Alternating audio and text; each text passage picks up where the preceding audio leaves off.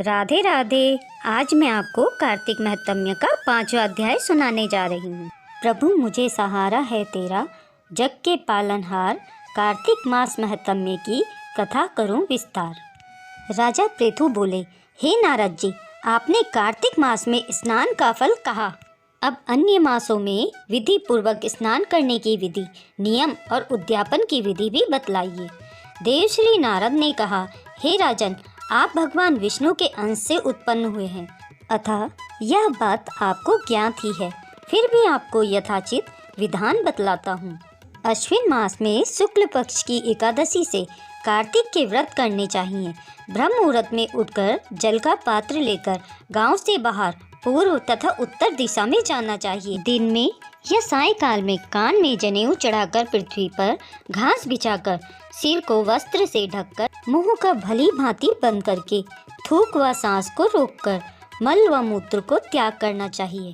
तत्पश्चात मिट्टी व जल से भली भांति अपने गुप्त अंगों को धोना चाहिए। उसके बाद जो मनुष्य मुख शुद्धि नहीं करता, उसे किसी भी मंत्र का फल प्राप्त नहीं होता, अतः दांत और जीभ पूर्ण रूप से शुद्ध करना चाहिए और निम्न मंत्र का उच्चारण करते हुए दातुन तोड़नी चाहिए। हे वनस्पति, आप मुझे आयु, कीर्ति, तेज, प्रज्ञा, पशु, संपत्ति, महाज्ञान, बुद्धि और विद्या प्रदान करो। इस प्रकार उच्चारण करके वृक्ष के 12 अंगुल की दातुन ले।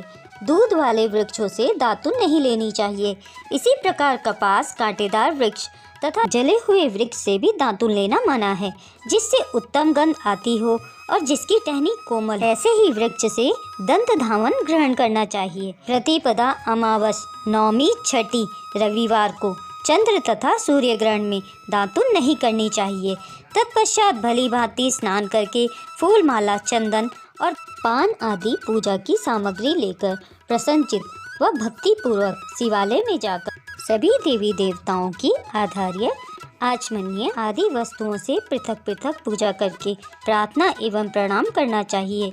फिर भक्तों के स्वर में स्वर मिलाकर श्री हरि कीर्तन करना चाहिए। मंदिर में जो गायक भगवान श्री हरि का कीर्तन करने आए हों, उनका माला, चंदन, तांबूल आदि से पूजन करना चाहिए, क्योंकि देवालयों में भगवान विष्णु को अपनी तपस्या, योग और दान द्वारा प्रसन्न करते थे, परंतु कलयुग में भगवत गुणगान को ही भगवान श्री हरि को प्रसन्न करने का एकमात्र साधन माना गया। नारद जी राजा पृथु से बोले, हे राजन, एक बार मैंने भगवान से पूछा कि हे प्रभु, आप सबसे अधिक कहाँ निवास करते हैं?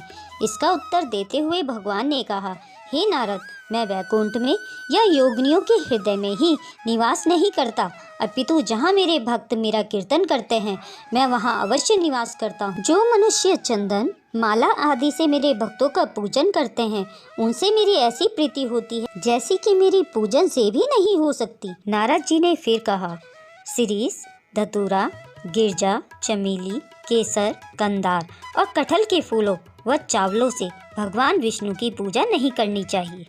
अड़हल, कंद, गिरीश, जूही, मालती और केवड़ा के फूलों से भगवान शंकर की पूजा नहीं करनी चाहिए। जिन देवताओं की पूजा में जो फूल निर्दिष्ट हैं, उन्हीं से ही उनका पूजन करना चाहिए। पूजन समाप्ति के बाद भगवान से क्षमा प्रार्थना करनी चाहिए, यथा, हे सुरेश्वर, हे देव, न मैं मंत्र जानता हूँ न क्रिया, मैं भक्ति से भी हीन हूँ। मैंने जो कुछ भी आपकी पूजा की है उसे पूरा करें। ऐसी प्रार्थना करने के पश्चात साष्टांग प्रणाम करके भागवत कीर्तन करना चाहिए, श्री हरि की कथा सुननी चाहिए और प्रसाद ग्रहण करना चाहिए। जो मनुष्य उपरोक्त विधि के अनुसार कार्तिक व्रत का अनुष्ठान करते हैं, वह जगत के सभी सुखों को भोगते हुए अंत में मुक्ति को प्राप्त करते हैं।